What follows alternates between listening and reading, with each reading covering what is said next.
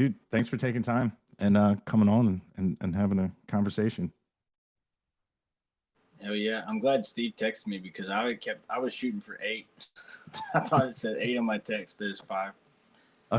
We've been doing this for a while, and time zones still melt my mind because sometimes he'll change the time, and I'm like, is that my time zone or what? It was nice. When we get together, it's nice because we're on the same time zone. So when we say what time we should meet, it's at the same time. I do have to say one of the best inventions ever on the iPhone is where it shows you all the cities and what time it is compared to yours. That helps me a whole bunch. 100%. I could never be one of these managers that or like booking manager that books all these shows for all these artists going cross country because you have to know all of them. It's I wouldn't be able to do it. That'd be nuts. I would hate that. So, listening to your album, I love that you kind of have like a secret song on at the end. Oh damn! You really went deep on there. All right, that's cool. Hell yeah. Yeah, that's on Ease My Mind, right? Mm-hmm. Yeah. And I guess that was the demo of the song, or I just like you like because that's the one. That's the one. I can't remember what the last song is. It might be Pointless. No, I can't remember what the last song is. But then we put the Ease My Mind recorded in the studio was the studio one that you see on the list, and then I can't remember what the last song is. But anyways, after the last song, we waited like 30, 40 seconds. And then we did another recording of Ease My Mind outside at Larry Joe Taylor Fest at Millie Mountain. And we did it like outside the studio there. And which was pretty neat because I was playing my grandpa's like 60 Gibson with it. Electric guitar had like F-holes all in it. And then my buddy was playing slide. Logan was playing slide, and Ernie was playing just background acoustic. And I didn't really know I was gonna really play all that, but we put it in there, and I thought it was cool. I actually got that idea from, I think Cuddy Jinks does that on an album, on the Adobe album, and it kind of skips like about a minute half or something, so you really think the song's over. And I got that idea from that. That's awesome. Neat. Sneak it on in there. Yeah, it's definitely nostalgic because back in the late 90s, early 90s, and all, like people would put, you'd be on the last track of the CD and it wouldn't like stop. You're like, oh, what do we have here? And it was always a cool addition to a CD. I guess it really works if somebody's just listening at work or something like that. Like if there's somebody who has a playlist and they queue up their songs and stuff like that, you'll never hear it. Well, maybe, I guess, if you let it run. But yeah, I don't know. I thought that was pretty neat, and it was kind of tough to do that, to mix it all in there, I guess, but it worked out. That's crazy that you knew that. There's very few people that know that I put a sneak track on there. Really? That's cool. Mm-hmm. Yeah, because then I went to your most recent album, and I was like, oh. Yeah.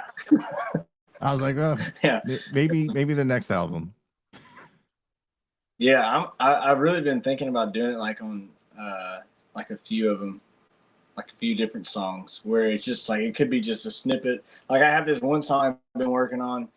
I don't know what to call it, but it'd be kind of funny. It's like a more funnier song, I guess.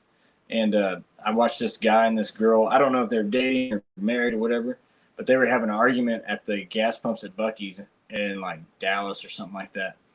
And I just like, man, that guy just needs a joint. And so I wrote this whole song about flying on Hippie Man's plane, and it's very short. And I just thought it'd be kind of cool to put that in somewhere. Just toss it right in. Yeah, okay, just let it rip. So yeah, there's a few of those like that.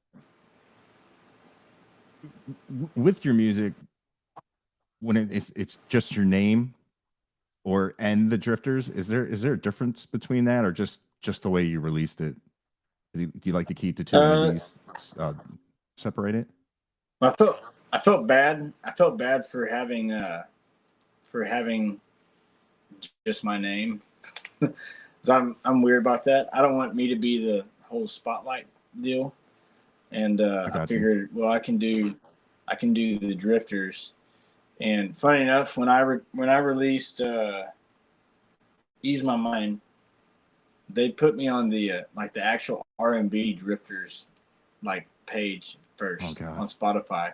So like the first like couple probably 1,000, probably the only people who really ever listened to it were the people who thought the Drifters from the 60s and 70s come back and they release new music, and it's just some hippie dude with long hair sitting on a lawnmower. And I had to call the dude that was doing all my stuff, and I was like, "Hey man, I think you put our stuff on the wrong page." That was funny as hell. Yeah, especially when the genres are totally different. Oh yeah. Man, that's got to be frustrating too, because you do so much stuff before release day, and then to see it not even go where it's supposed to go. I've been right there. Our first EP, instead of country, I don't know if somebody didn't have their glasses on or had too many beverages, but it went under comedy. I was like, come on, man. and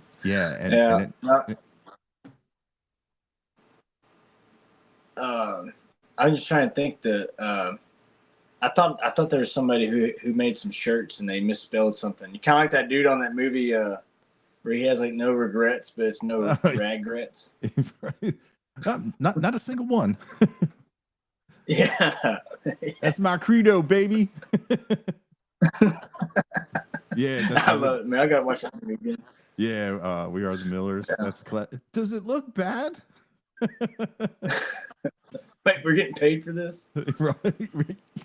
You guys are getting paid. That is a pretty good movie. It's I swear, like sometimes they do put out some just fun movies. I feel like 80s and 90s and like even the 70s. It's just like they didn't really care about box office. It seemed like of like having to make what they wanted.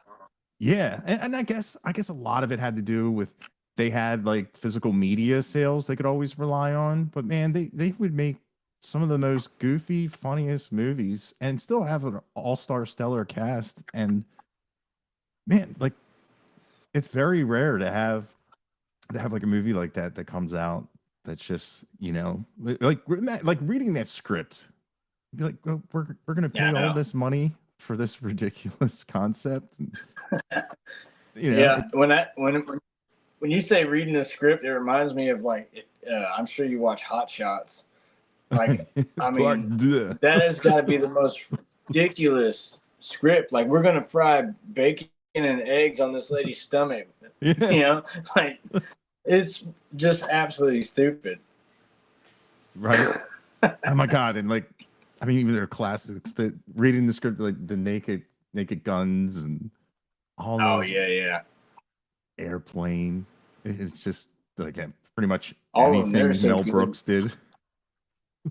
I've been watching a lot of Carol Burnett show lately, and I did not realize that Steve Martin was on that show.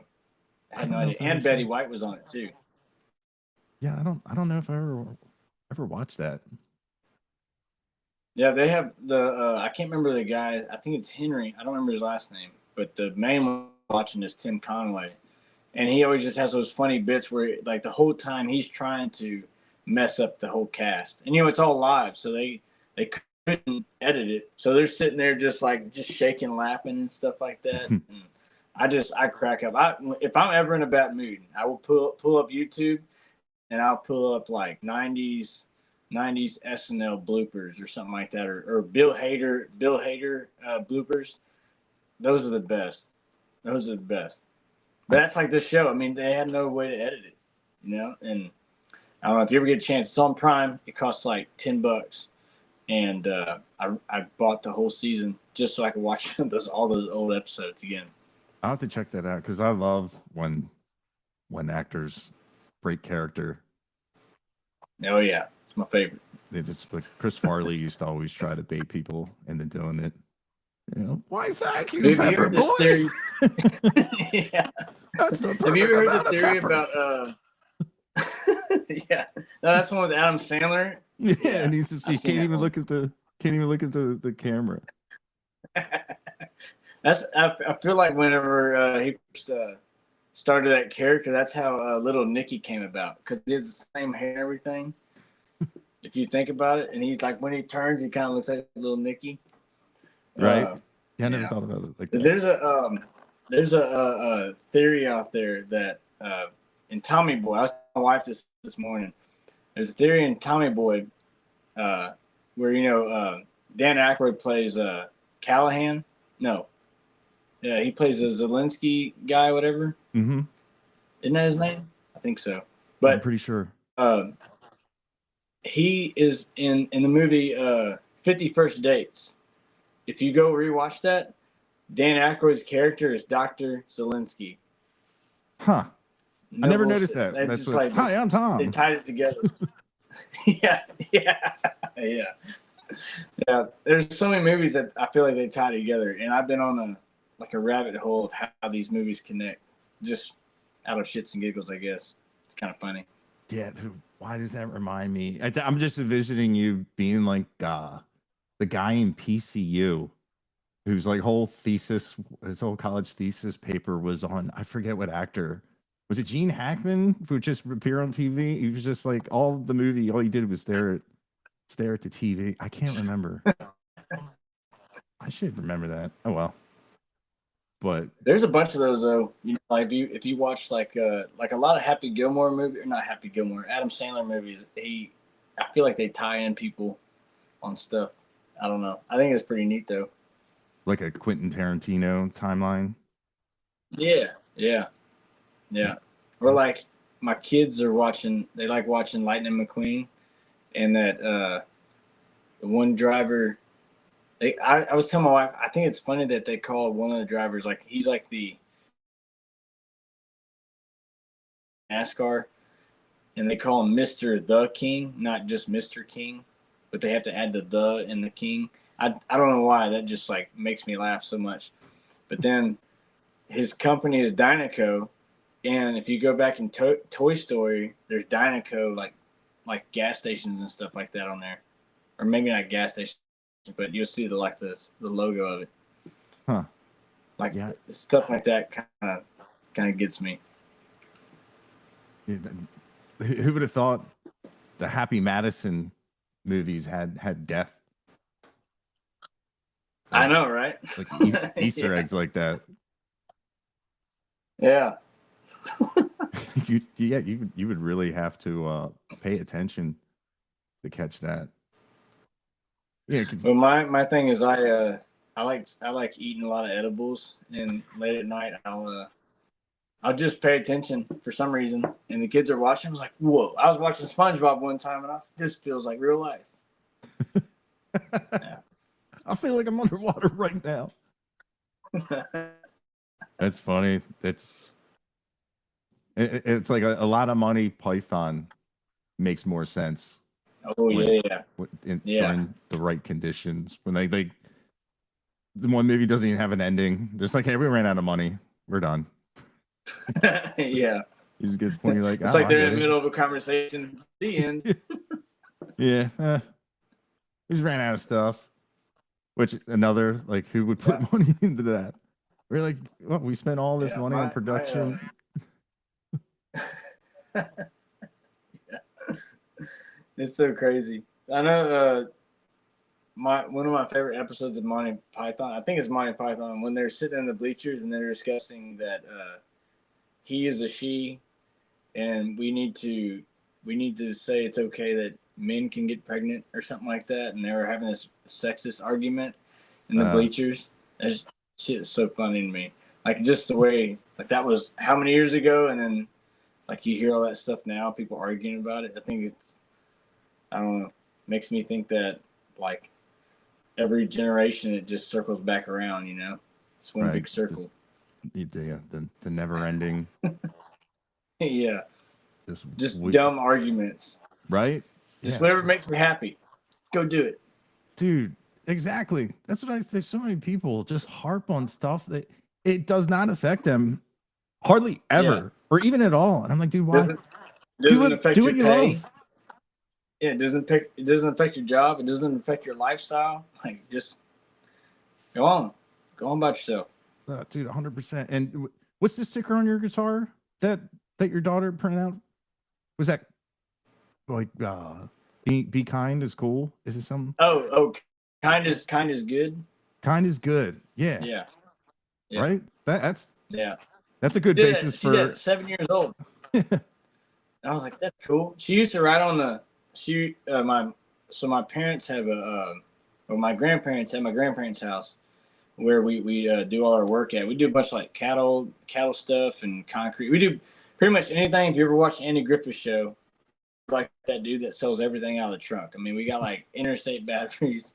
We're a dealer. We're like Preferred and feed companies and all kinds of stuff. And it's just all my grandparents out of their house, and like we have a shop and stuff. There's a whiteboard in there where they would write down like, hey, so and so's coming for cattle garden, some beans, whatever. And she wrote on there like smile, laughter, good thoughts, and be kind or something like that. She made this whole list. And I was like, I kind of like that. And then she made one, you can make those little stickers with a little gun. Mm-hmm. And I was like, my mom had one of those, and I was like, hey, Hallie, make me one of those. I'm gonna put on my guitar. And anytime it ever starts coming off, I just put a little glue on there, and it just sticks on there. I think it's pretty neat. Definitely, especially. And people ask me about it. I'm like, yeah, a 7-year-old came up with that. They have the right temperament.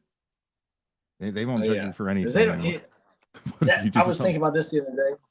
I was in a I just think it's so funny when kids have to be like younger than probably like 10, but they like they can look at you, they can smile at you, like they can just stare through your soul, and nobody blinks an eye. But if I were to do that, I'm a creep. Why are you looking at me? All those other things. And then kids, like when you go through Walmart or whatever like that, they're all yelling and screaming, having time of their life. But if it's me or you walking through there, we're like, hey, you gotta be quiet. You can't make a fool of yourself. And they don't care. They don't care. I love that. Yeah, that's like, yeah, I miss that of not caring. And it's funny, like as a kid you don't care. You get older, you get all your anxieties and all that, and then there's a point where like you get older and you're like, oh, that feeling's back. Yeah. Well, I noticed this. So I have 5 kids, and I've noticed this over the years where my oldest is 13, my second oldest is 12, and then the one that put the Be Kind on my guitar, she's 8 now. And then I have a 3 and a 2-year-old. And I noticed, like, my 12-year-old, she gets in front of the mirror and she has to, like, do her eyebrows or whatever the hell she's doing, And then my 8-year-old, she started doing that too. But neither did none of the boys did it. And I kept on waiting for the day for them to look in the mirror, like to like see something, like to figure like whatever. And anyways, my youngest one, he's almost 2, and he has never looked at himself in the mirror. And he's sitting there, he's like going like this and touching his face and stuff like that, and he's going like this. But not like neither one of the 2-year-old, almost 2, and the 3-year-old never like, check their teeth or check if they got boogers in their nose. They don't do anything. They don't care about their appearance. They're just all muddy and dirty and stuff like that. But I guess my point is that I think it's kind of crazy to watch when you notice a mirror and when you notice, like, is my hair okay? Do I have something in my teeth? Like, I think it's kind of crazy to watch that happen in real time. Like when they discover I have to go in the mirror and go wipe my eyes or something like that. That's an interesting thing to think about. Is it just like a society pressure, or just something? I think it's when they start going to school. That's when people start making funny and stuff. Yeah, But yeah, just I don't know. yeah. It's like, But it was pretty neat watching that in real time. It was nuts. And now they see my daughters. They see my daughters all like looking in the mirror in the car. So whenever the younger ones, when we live in the middle of nowhere in this little town called New Ulm, and it's like kind of by Brenham and Sealy. Like I guess major cities would be in between Houston and Austin, and so we live on a bunch of back roads and stuff. And when we're driving to my grandparents' house or my mom's house, they'll ride in the front seat. And like now I've noticed that they grab that mirror and they look and they start going like this or like that if they got something on their face. And you're like, Dad, my face all dirty. Oh, it's kind of funny. it's definitely. Never really thought about that, or that just. Yeah. Well, that's a lot of God's green grass, going through my veins, just noticing little shit like that. Right. That's stuff like that. A lot of people will be like, well, I would have asked you to give me guitar lessons, but I didn't think you would say yes. And I'm like, dude, like getting back to the beginnings of things and starting at square one. I always like when you really sit down and you look at an instrument, there's a lot of stuff that you'll forget and everything. Like you said, when you just like, sometimes you just stop. I'm like, man, that's a pretty tree. I haven't looked at that tree in a while. Yeah. But I've also noticed this too, like here lately I've gotten the honor of like hanging out with like a lot of well-known players and stuff like that. And it's really kind of crazy. Like if you were to look through them like through the lens of a phone or maybe watching them on stage, they look so damn confident and they're just like all about what they're doing. But if you ever get one of those guys to ever show you a new song, just like backstage or whatever like that, and they're like, and I've been working on this, they're like, I don't like they are the total opposite of confident. They're trying to tell it to you like, oh, I messed it up. I'm sorry. Yeah, it's not that good. And then just like it was damn good, but it's just kind of crazy to see that where when they're in front of people and they know what the hell they're doing and they're for sure that it's good and stuff like that. I think it's just kind of nuts when you see them working on whatever they're working on. I guess it's like a comedian like bombing almost. Like they're super embarrassed about it until it gets all worked out. But I think that's like probably one of the coolest because you get to see a real human being, I guess, in a sense. Especially if you hold somebody in like that, like God tier, and you see him like, oh, hold on. Yeah. Hold on. No, it's like this. No, hold on. And you're like, oh, they are mortal. And they make mistakes. They're just like me. Yeah, just like me, Yeah. Just I think that's the kicker for me is like when somebody shows me a song. Yeah, I'm just, I don't know.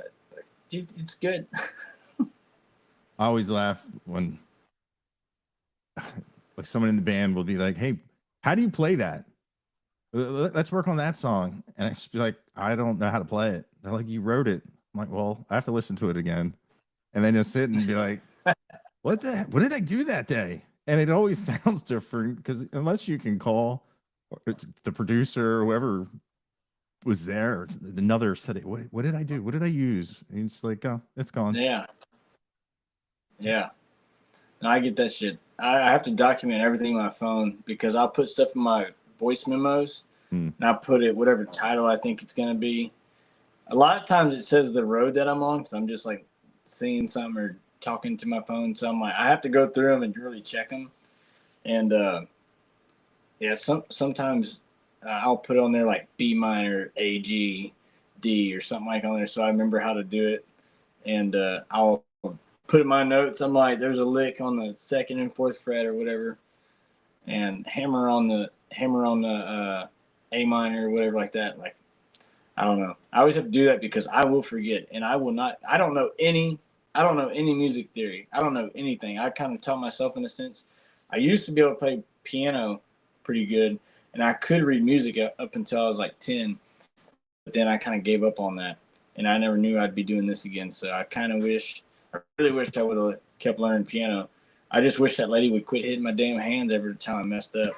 You know, that's what happens when you go to a Baptist church learning, I guess. Yeah. Nothing against Baptist people. I'm just saying that was man. She was so mean. And then outside of church, when you weren't having piano lessons, she was like the nicest lady ever. She makes sandwiches and whatever. Yeah, do something else. Yeah, I went to Catholic school for a while, and oh my god, I was ecstatic to get out. And it's you know, when when they're hitting the blackboard so hard they break it. You're kind of like, why am I scared? It was like constantly having like a cop behind you, and you're like, are all my lights on? Like, what's going on? Is that my registration? And you know, that fear. Just the unknown, I guess. Yeah, then you go to the public school.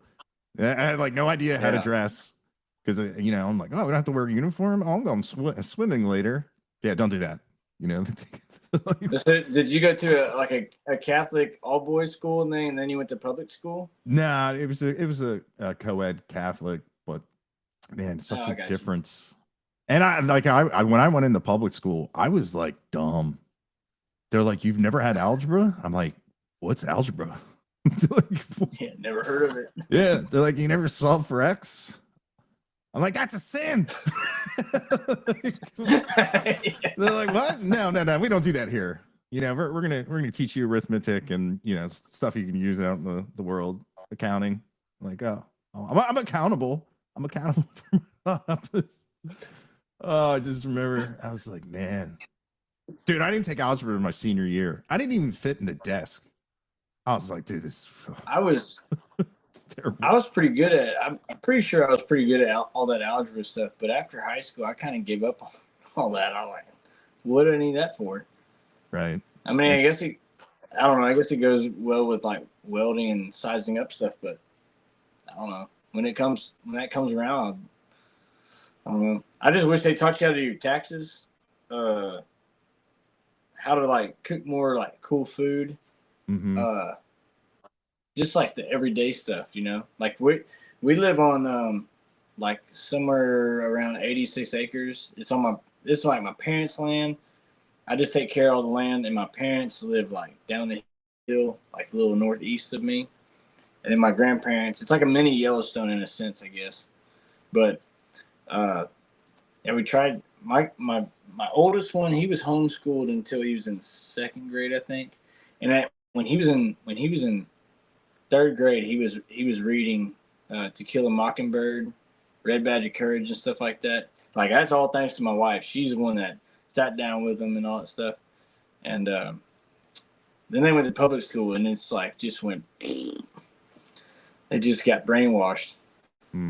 Like they just. Now my oldest one, he's homeschooled again. He's pouring concrete with me, and he's welding his own cattle guards now. Right now he's actually I think they're checking a fence line right now, and yeah, I don't know. Now it seems like I feel for teachers because it's terrible, man. These kids, there's no structure. I don't know what's going on, but. Lots of bad influences, and I was just like, my oldest, he's very, I guess the word would be I guess influence. I was trying to look for the other word. I can't think of it, but he's very like he can be influenced very well, and yeah, I don't need that. And I don't know. It's been all right here lately with homeschooling, but since I was in school, public school kind of went. I think what they should do, they should go back to paddling kids. That's what they did for us in high school. Yeah, I they didn't do like, it was more like hold the books out type deal. And Oh yeah. Standing up against the wall. yeah. I can't remember any teachers ever. Yeah, Well, to be fair, the parents had to sign off on their kids getting whooped by coaches and teachers and stuff. So my parents were like, my dad would have had it in let them get triplicate. whooped. In case you lose these two, here's another one. Yeah. I do remember the books. You know, you had to sit. They told you stand here for 5 minutes with 6 books, and then they see you getting a little tired. They take one off, and then they see, oh, you relax. They put one more back on. Yeah, cruel, man. Playing my mind. So, dude, definitely, you get to. Yeah, man. It reminds me like when I was, you get older, and you think you're in shape, and you're pressing drywall up against the wall, and you're waiting for a guy who keeps dropping the screws. You're like, oh no, it's like being in school again. All those books and all the little muscles that you haven't used in forever are all just like, yeah, we're done. And man, yeah, to be young again. That's funny. I understand that. Yeah, like it's wild. Like even when I started babysitting like my cousins, and like my one cousin like smacked the baby over, and I did it to him. I'm like, yo, you ain't gonna be hitting your little brother. And then it was like, well, we put him in timeout. I'm like, oh, I can do both. Is that what you mean? They're like, no, we don't. I'm like, dude, I come. I remember my grandfather, one of my cousins struck my grandmother, and his response scared. I had just got done cutting the yard. I went out to cut it again, and he was like, that's a good boy. Yeah, I would have too. I get, hey, did I edge? Nope. There. Like, I missed the spot. I'm going to be right back. I was like, oh man, he called me a man of 1,000 words a year. And I'm like, I'm terrified of you. I was just like, lived in fear. If you didn't say, yes, sir, please, or hold a door for somebody, or, oh my God, you would never do that again. I mean, obviously I loved him and everything. And when I got older, and he started treating me like an adult, and then we became friends. Like I remember becoming friends with my dad. Because up until that point, no, there was no, like, hey, man, how are you? Oh, no. There was no talk like that. There was, commands, responses. Yeah. And that's it, Oh, God. He always thought I was them old timers, man. Yeah. Dude, them old timers, man, they were strict, you know. There was no room for patience. I mean, time was at the essence in every aspect of their life. It still is, man. There's a guy that we sell feed tubs to. He's got to be 92 or 93. I mean, when he says, "Hey, I'll be there in 5 minutes," he shows up 5 minutes before that, and he's there, and there's no chit chattering, nothing like that, unless it's about the bank, the government, or the Vietnam War. And then he'll stick around for a little bit, but he's got to dip. He's got to leave. He ain't got no time for nothing. It's just crazy. And then you say something. I said something to him one time, and I was like, "Oh shit, that sounded so stupid." And he just looked at me blank stare, and he's like, "Damn it, son, that was so stupid." I was like, "Sorry, I don't know what to tell you. I don't know how to dig myself out of this hole." And I was like, all right, see you later, Llewellyn. Have a good day. Yeah, they're definitely from. I still think about that, man. That crushes me. Dude, I have moments like that too, where like, and then out of nowhere, you just feel this like unnecessary guilt for something that they probably never thought about again. It might have happened 10 years ago. Yeah, I have stuff like that all the time where I'm like, man, I wish I I gotta call this. You know, if I have the number, I gotta call them up and be like, "Hey man, I'm really sorry I did that." And they're like, "Did what? I don't even remember it." You're like, "Why?" Yeah, I think about that all the time. I had that happen to me today. I was thinking about something I did, something dumb at a neighbor's house just down the road, and I was all drunk, and I had said something like pretty mean to my buddy's mom, and this happened. I was in high school probably. I was probably 16, which would almost be like 20 years ago. I was like, I still feel bad. And I seen her like 3 or 4 yeah, 2 weeks ago, I think. And I told her, Mary, I'm so sorry about that one time. I still think about it all the time.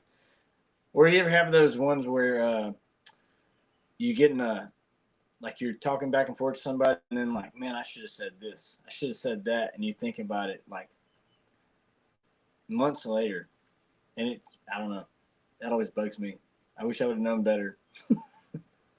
It's funny. A lot of people like they'll have that with like breakups with girls or like the last time they saw someone alive, and I'll have it over like a conversation in a store or something where like nothing profound was happening, nothing life changing. It was just like, man, that wasn't me.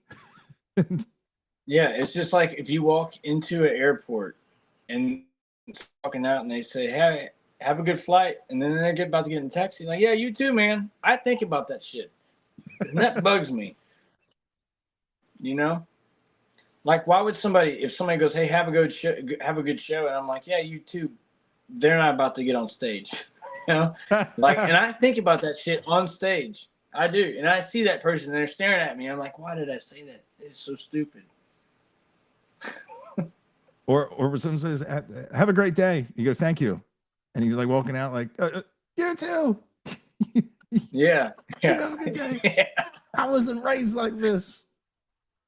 It's like, have you ever watched that movie? It's a restaurant movie. It's called Waiting with Ryan Reynolds and I can't remember, Justin Long. But there's that part where the guy Chet, he gives them all this money, Justin Long, and then he's like, and he walks out. He's like, "Hey, you know what? You deserve this money, all this money and shit." And he gets fired for it. Like that would be me. Like mine was like, "No, fuck this dude, man. I'm gonna give his money back. You forgot your change." Yeah, that'd be me. But that's the way my thought process is I won't think about it until later on. It's gonna piss me off that I didn't say this or that. That's funny. Yeah, that's another great movie. Like if you ever worked in a restaurant, that's exactly what it's like working in a restaurant. Yeah, man. Yeah, now I have all like these scenes going through my head. And it's like I can't remember if you were to be like, "Hey, where are your car keys right now?" I'm like, I don't know, but I can remember. Man, I remember. I can sing the whole Bagel Bites jingle, all those stupid jingles. You know, like every scene of that. I could do. Yeah. I could do scenes for movies. I could ad-lib almost everything I've watched probably twice, but I can't tell you where I left anything. I'm about the same way. And like usually I can tell when I'm gonna be friends with somebody is when I start like just memorizing a movie and I'm saying it to them and they respond it to me and I'm like, all right. You like the same shit? I'm like, hell yeah. Dude, that's like how I talk. And it's funny when people don't get anything you're saying. I have a guy we work with, and me and my buddy Mike will act out entire scenes and go back and forth. And he's just like, "What is going on? Are you guys in theater?" Like, what? I was like, you know what? You should be paying us because we entertain you. Yeah. And all we're doing is just regurgitating quotes and whatnot. And it's just funny because what's like the latest quotable movie? I was just thinking about that the other day because man, they used to be just. Yeah, I can't even think of the last one.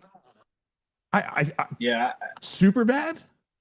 Yeah, like I was thinking like Step Brothers. Dude, Step Brothers is just like, "Okay, Smiles." How many the catalytic wine mixer? Yeah. Oh. Yeah, there's some good ones in that one. Prestige worldwide. like what's the first intro? He's like, "This wedding's horse shit." Yeah. Uh, You can call I me can't even Mike. think of like any recent movies that have good catchphrases to them. I've been meaning to go see Theo Vaughn's Busboys movie with David Spade, but I haven't made it yet. I didn't even hear about that. Yeah, him and David Spade made a movie called Busboys, and Huh. they're just busboys and they're trying to get a better job. And then Harlan Williams, he has a movie called Wingman, and I've seen the trailer. It looks absolutely stupid, but I want to go watch it. Yeah, like those are like some. Those are some like where, I don't. They don't have. There's not very many like rememberable movies, I guess. Yeah, one of the first, like I know, like a lot of Will Ferrell movies, like Old School, Wedding Crashers, and like Vince Vaughn. Yeah, he has like really good one-liners and all that, and it's especially funny. It's weird when there's like a certain like cutoff. Like I was talking, like some guy at work came in with a gigantic lunchbox. And I said, what is that? I was like, are you like transporting like organs? What is that? He's like, oh, it's my lunch. And I was like, what do you like, the Neil and Del from Planes, Trains, and Automobiles? And that's your trunk? Is that what you travel with? Like, do you sell shower curtain rings? And he's like, what are you talking about? I was like, John Candy, Steve Martin. He's like, I don't even know who they are. I'm like, what? I said, Planes, Trains, and Automobiles. You never seen that? Oh man. Yeah, I have, man. So I've become friends with a lot of like younger people through music, and like one in particular is Logan Ryan. That motherfucker right there, I don't know. I tried showing him Night at the Roxbury. He fell asleep like that. I mean, he didn't even make it through like the very. That's one of my favorite movies, you know. And yeah, dude, and I love that. I will watch that movie on repeat. Emilio! I don't care how many times. Yeah, Emilio, the Mighty Duck Man himself. Oh man, that's such a good movie. You just grabbed my ass. But he has never watched it. And there's been several people that have never watched it. I'm like, you have to watch this. And I was talking to a buddy of mine who was playing bass for me the other day, and I was like, you've never seen Hot Rod with Adam Sandberg? And he was like, no. I was like, dude, what the hell? Because we were like mimicking the you know when they're outside on the van and he pushes him on the skateboard, hits the van. And we're mimicking that outside as we're loading our gear up. And he's like, what the hell are y'all doing? And I was like, dude, Hot Rod, you never seen it? The best fucking shadow boxing scene is in the woods with Andy Samberg with a bottle of booze. Yeah. Yeah. And he's like, I've never seen it. Cool beans. Cool beans. I'm going to kill you, Frank. I love that movie. Yeah. One of these days, I'm going to kick your ass. Oh my God. With another movie that you had to read that script. Yeah. Like, and I think what? the way that got brought up is I was trying to tell them, you know how they have the Lonely Island group where they rap and stuff. Mm-hmm. There's one, I think they're called the Three Amigos. I think it was with Simon Rex, Riff Raff, and Andy Milonakis. And I was explaining that they were like the original, like three white dudes that rapped about dumb shit, you know. Like if nobody's ever heard of them, you need to go check out We Are Llamas. There's one called Beer Golf or Beer Pong Golf or whatever. But dude, those are epic. And he's never seen Scary Movie. I was like, are you kidding me, man? The one with Charlie Sheen, Simon Rex, that's the rapper dude. One that acts like Eminem and the plays like plays him as the character, whatever. But yeah, I don't know. I can't believe some people have not watched those old movies like that. Right? It's funny. Old movies. Logan Ryan's like that. I was talking to Cody West his bass player, Kyan, is like that too. He said, yeah, he wouldn't know he wouldn't know who Matt Damon was. He wouldn't know anything about anything media wise. And I'm just like, how does that happen? Because like we didn't have a lot of stuff to do. You know, like hang out. Yeah. The movie theater was like a jump in place, drive-in movie theaters. I felt like the movies were more like a bigger staple in life, and it's where you got. And if everybody was talking about it, you wanted to watch it too to like fit in, you know. Absolutely. I think the spots for us was always the movies. There was a dance club like for teens. There was one in Giddings. I never got to go. My parents never trusted me enough. And what else? The mall. Every once in a while, you go to the mall. Mm-hmm. Sonic, and there's a gas station there in Belleville where I graduated from, where everybody go there, and that was where you could go find the one guy that might buy you beer. You play Hey Mister. Hey Mister. And Hey Mister, can you buy me a 12-pack? and you sit there and you yell shit, just talk shit to each other, and that was kind of like the spot to hang out. And usually what was kind of crazy is the cops at the time would never really mess with you unless they seen like, cans of alcohol or whatever around. Mm-hmm. A lot of times if they just seen you sitting there, they wouldn't mess with you. But a lot of fights happen there and just stupid, unnecessary drama. And so at a certain point I got out. I was like, I ain't doing this. But I never got to go. My parents never took me anywhere, really. That sounds bad. I never really went to go out to eat at restaurants with them. Like the only time I went to movies, if other families would bring me, or my grandma would take me and my cousins. That was about it. Maybe once in a while. I probably only one time. I probably on one hand can count 5 times that I went out to eat at a restaurant with my dad, and each time he's always, what the hell these people want to do this for? Oh man, that's fun. It's like I was like permanently grounded for like ever, and like once again, growing up, one of my favorite moments was like going to my first like Sizzler, like smorgasbord. I could pick what I could eat. I was like, "Are you kidding me?" Because if it was dinner and you didn't eat it, it was breakfast.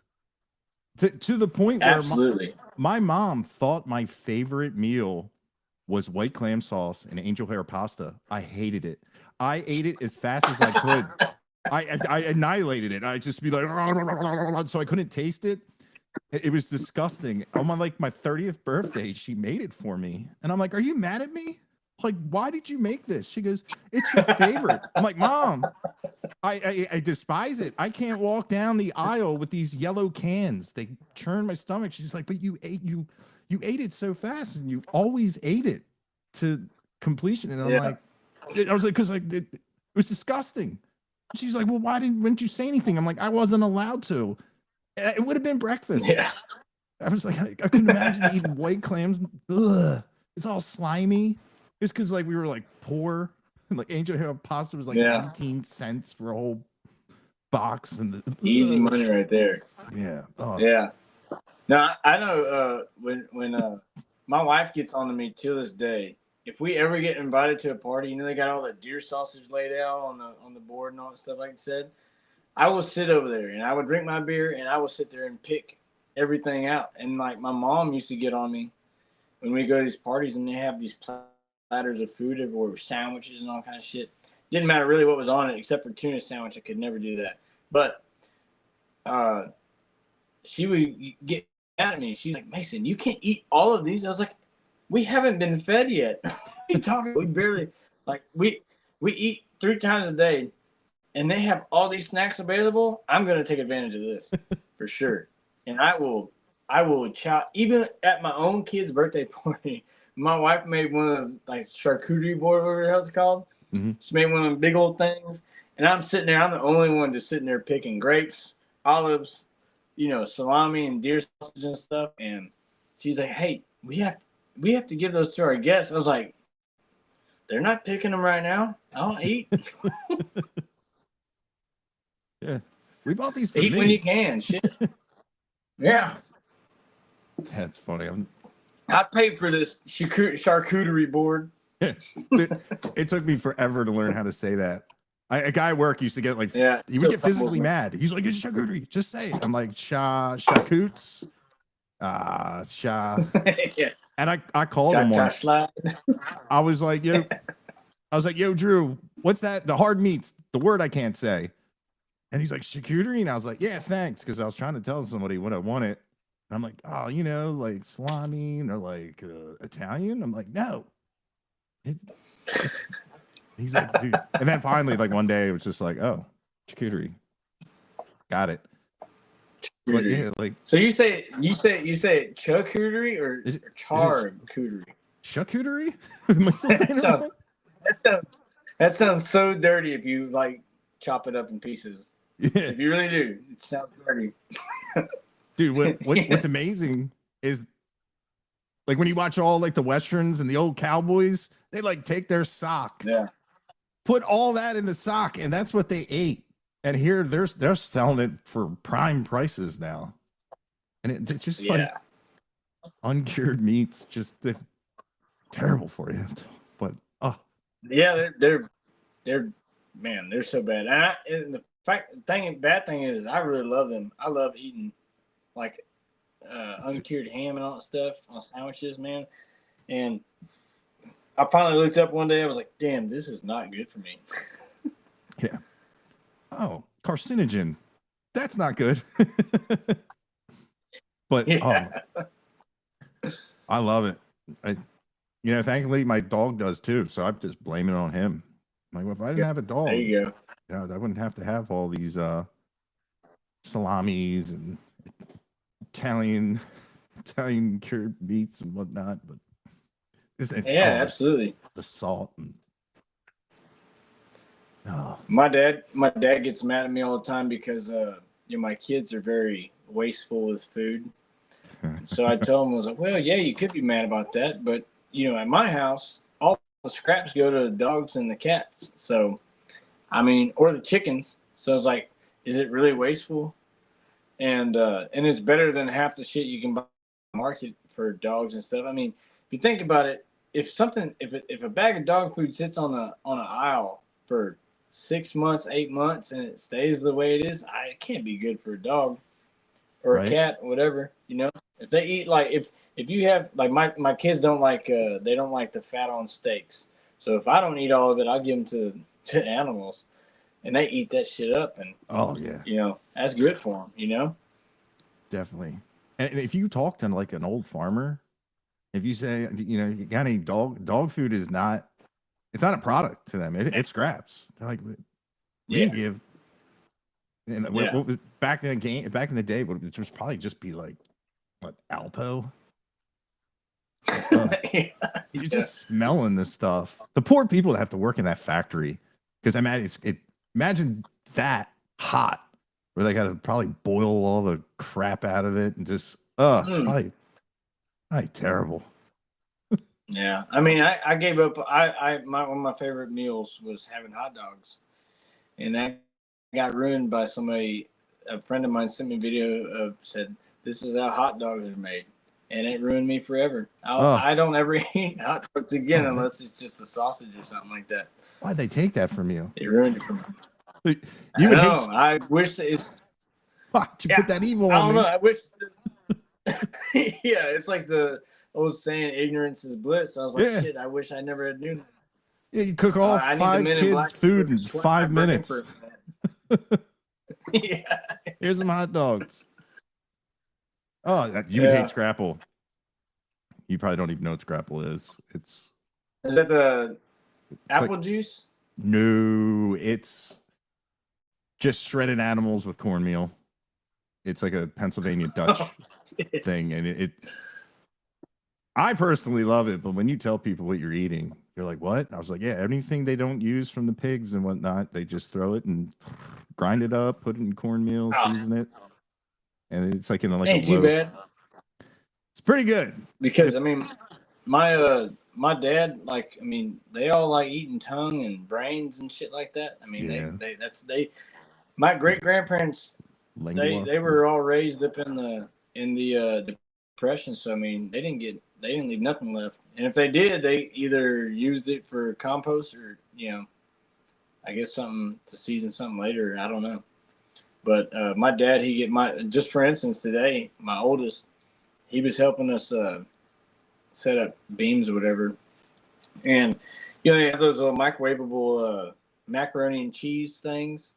So he put it in the microwave, and he said, Dad, I don't know how to make this right. I was like, boy, what are you talking about? It says fill to this line, and it says for how many minutes on the side of the damn box. Don't be lazy. I ain't making shit for you.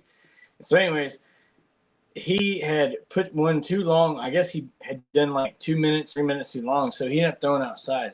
Boy, my dad come unglued, and he was like, boy, you don't ever waste food. If you're not gonna eat it, give me it. I'll eat it. And I was like, Dad, the macaroni was like melted inside the plastic. He's like, wasting food. You can't do that. That's like my daddy's. He's a landfill. Disgusting. He's always, you know, he always says he has an iron stomach until like he doesn't.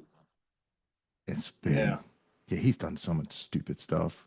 Like he just got double hernia surgery, and he's like, I'm gonna have some coffee. I'm like, I don't think you should have coffee. You're hopped on God knows what. I said caffeine is a stimulant. You know, at least read some, Google it. Nope. And then with 2 full hernias that just get, now he's making sounds I did not know a human could make. It was like the Ghostbusters gargoyle, and he opened the door, and I am laughing so hard my eyes are watering. And he's like, "This is funny." And I was like, "I kind of told you so." I said, "The situation is not funny. The sounds were hysterical. I'm sorry." And then then two weeks later, I'm putting my backpack in the back of my trunk, and I feel so I get a hernia, and I go to the same doctor. The guy's like, "I just did you. Like, what is going on? Am I being punked?" I'm like, "No." And I told him the story. He goes, well, "That's karma." I was like, "Yeah, well, I'm here." It's like, yeah. Oh man. Oops. Yeah, they guess it wasn't that old funny. timers, man. They just my grandpa. He had his stomach had burst or something, and so they fixed whatever, and so he couldn't eat like any like, you know, solid foods. So they had literally put all his food in a blender, and he had to eat it with spoons and stuff like that for a while. He couldn't. If I ever like cooked him chicken or steak or anything like that, I couldn't put pepper, or I could put salt, but I couldn't put pepper because salt would, you know, degrade, or not degrade. It'll dissolve. But I couldn't put pepper, a lot of stuff, because for some reason it would get stuck, or I don't know. But he finally got out of that phase, and he's like, Mason, make me that steak you do that with them with that special shit. All right, so I made him it, and he was just, you know, he had acid reflux, but you know, it's like, was it worth it? He's like, damn right.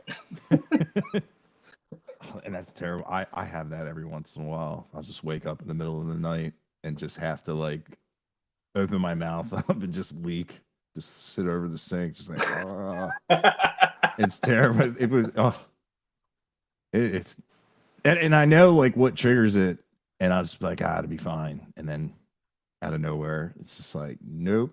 But man, it's a terrible feeling. And like, I live by myself, and it's like scary because it's the side effects are like heart attack and everything. And yeah, I was like, oh no, you know. And my dog is not those, like, you're never gonna see him on a good boy channel where he dialed emergency services to save my life. No, he's gonna just walk right over me, and he's gonna no assistance whatsoever. But yeah, that's funny. Yeah, I got a buddy of mine where he'll drink. He's probably 40 something years old, and he will go to the bar and he will drink. He'll get a beer and a shot of whatever, and he has bad acid reflux, whatever you call it, and he's got Tums on him at all times. He just chews him up. You're never gonna get me. Just stop drinking and all this other stuff. I'm like, man, you're only 42 or something like that. Like, you need to chill out for a minute. At least stop drinking all the liquor. Yeah, that's also, what I don't know how people do that. I don't know. I don't understand how you do it. You go from like you take a shot and then drink beer, but every time he gets a beer, he take a shot. I just don't understand it. Yeah, there's like nursery rhymes against that. Yeah. Yeah. You're beer in the before clear. liquor, never been sicker or whatever. Yeah. Whatever it is. There's those old folklore. Yeah, there's some truth There's to some that. truth to it. Yeah. Yeah. It's funny. It's like, I know people are going to be like, they didn't talk anything about music. I always think it's funny of when you just start getting talking and it cracks me up. Just that's what I always, half the time I ain't worried about it. Yeah. That's what I strive for. It's just fun. You learn so much about people, and I love how if someone was ever wondering about how you are, they can be like, listen to this and be like, oh, I'm not scared to meet him at all. I'm going to start quoting comedy quotes to him, and yeah. yeah. That's one thing with me, like, is what I've noticed on podcasts.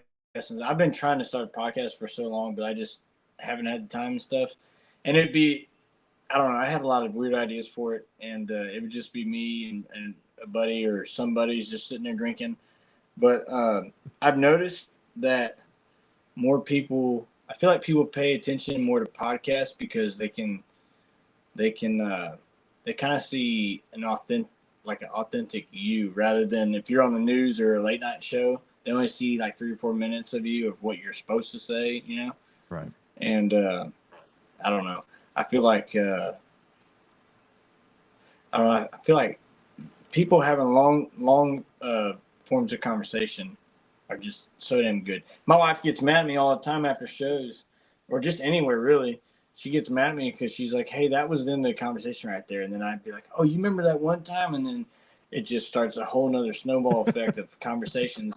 And she's like, and then she's sitting there at the under the table kicking me. She's like, "It's 3 a.m. We need to quit drinking. We gotta go home."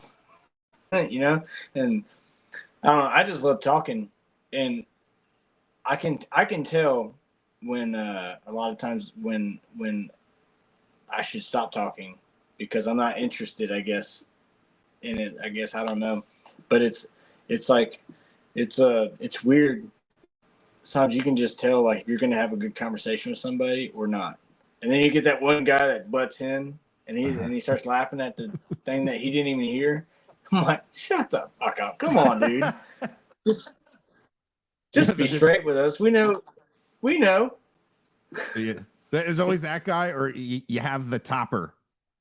It's got something. Yeah. If you're talking about your 60s Gibson, I got a 52. You're like, all right, come on, buddy. Yeah. Mine's a 59 and a half. It was right between the years. Yeah. It was made December 30th. Yeah, it was pre-war metal. They ain't got that kind of metal. Or there's something outrageous. This metal's different. It's actually surgical grade because it was underwater for the first nuclear detonation. Which I actually didn't know that was his thing until like the other day. So like apparently metal's That's different. Pretty cool. Yeah. Oh man, I was talking. I never knew that. Yeah, that was something that blew my mind. And man, I was talking to Wes Davis. I don't know if you know he's a great fiddle player. Apparently there was Martins where like there was like wood that was sunk and it's like old, really old, and they made like guitars out of it. Cool. And I was like, I'd never heard of it, and I wanted to look into it more, and that just reminded me I totally didn't. That's the one dude. I'm like, squirrel. Speaking of underwater, have you ever seen the videos of them playing music underwater? Where they're in these boxes. I think it was some French people did it. It's kind of cool. Yeah, They're like playing instruments underneath the water, and they're in like these boxes, and they're all in scuba gear and stuff like that, and they're playing music. It's fucking wild. It's pretty neat though. I just thought about that. I'm gonna have to look that up again, but I'm pretty sure I'm right on that. But they're playing underwater, and and they have like a recording device, and I don't know. It's just wild. huh? So I was going to I didn't say, know search underwater music. huh? Yeah, I've never heard that, but a lot of the country music on the radio, it sounds like the singer's underwater with all the auto tune. Oh yeah. That's wild that gets a pass. Yeah, I don't know, I'm a big against auto tune, I guess. But I've heard, like everybody uses it in some form, just a percentage. Mm-hmm. Yeah, and I've seen people use it to take things away, which that was very interesting. Makes sense. Which they're like, oh, you just the guy pretty much just said you have a harsh spot in your voice when we need to get rid of that.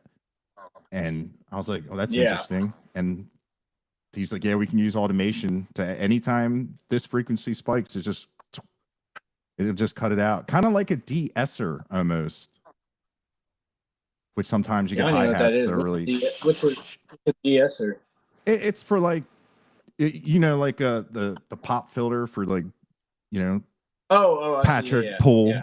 The DS. If you have like a big, like I have a de-esser on my board, and like sometimes like there's hi-hats or like it just sounds like a violent like cooking sizzle, like, and it takes it out. But I found. I'm looking on my computer. It's called on YouTube, at least. I don't know if this is a video, but it says Danish musicians took their instruments underwater to create new sounds. Huh. It's pretty wild. Later on, I'll send you a link to it or something. Dude, definitely. It's pretty cool. And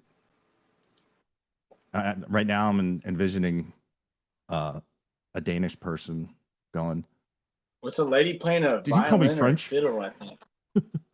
yeah. Yeah. You just call me a frog? Damn it. We're like, just to clarify, Danish later on if you keep listening. Yeah, that's. But I know. So you listen to a lot of metal music. Is there any certain type of music where you kind of get lost in sometimes? Lost in like just like for example, mine. I love lo-fi music. I love listening to lo-fi music or jazz. I love jazz. Some of the sounds, like it sounds so stupid for making when they do the white noise for babies and stuff like that, but they have like the native, I guess, like instruments, whatever. I love that shit. Like in this room right here, it has a tin roof. I put a microphone next to that door when it was raining, just trying to catch the rain, just so I can put it on a track. Nice. And I just think that I think that's so cool because it almost brings a like this is real life kind of sounds, I guess. Mm-hmm. Like it's almost an everyday noise that I feel like our senses will catch. Maybe, I don't know. This is the way my mind thinks about it. I like people that do that, like the dude from Pawn. I hope I don't get this. Pawns and Kings. I was like, man, it's a cool sound. I wonder how he made it. And he went into his barn and said, I stomped on this. I got this chain, and it was like it. You're never gonna hear that sound ever again. Of course, unless somebody samples that. Yeah. But it was like really cool to listen. I feel like Corb Lund does stuff like that as well, where he they just make like organic Yeah. sounds that just they can't be replicated, and it's just I think it just adds to the real like authenticity of the music. And it's funny is Yeah. I always say like organic, and a lot of people are like, what do you mean by that? And it's just kind of like it's made Natural. Natural. yeah, people got in a room and did stuff. It's wild. Like you might have like a drummer just practicing somewhere, hitting something. You know, it could be anything, and do you like the tone Yeah. in the midst, and be like, hey, let's record that, and stuff Yeah, like dude. that. On that Ease My Mind album, on Hollow Ground, if you go back and listen, they got chains dropping, and we're outside dropping chains on the concrete pavement. We had Awesome. we had some shovels we were trying to drag, but it just made too much noise. But then the drums that are on it, we at first we did like a 50-gallon empty drum, and we just hit the sides of it to make it almost sound like Donkey Kong or like I think we're looking for like a jungle beat, and I think that's pretty damn cool when you can do stuff like that. And that was probably actually the funnest part, is just going to find weird shit to bring in the studio. Like, I think we can do something with this, I thought it was. And then on the first song, Please the Crowd, I actually filmed it out of a window out of this house, and that's a song me and Carson Jeffrey wrote together. And Okay. I had a lawnmower, so that picture of me on a lawnmower, I used that lawnmower. And I had my buddy Logan, who was playing guitar for me at the time. I had my buddy Kate Isaacson. He was the one pressing record. I put this mic right here out that window on a pillow, and I wanted my lawnmower not to start, but every time I did, it started, which kind of pissed me off. But so I had to play with it. But what I would do is I tell them hit record, and then I run out the door. You can hear the door slam, and then I tried getting I should have put another mic like at the entrance so you could hear the beer opening up. I drank 7 beers in 30 minutes. I got pretty shit faced there for a minute, just to do this one little 5-10 second clip. And I wanted to get a lawnmower, and I I would start it, and you hear me go, God damn it. And then it starts, and it just goes away. The sound fades off, and you hear the buzzing of Please the Crowd coming on. And like just little stuff like that. I like that stuff. Definitely. Like, I again, the lo-fi thing, yeah, just gets me. yeah, I guess stuff. I do like jazz. I used to, you got a Hold phone on. call. Yeah, you're good.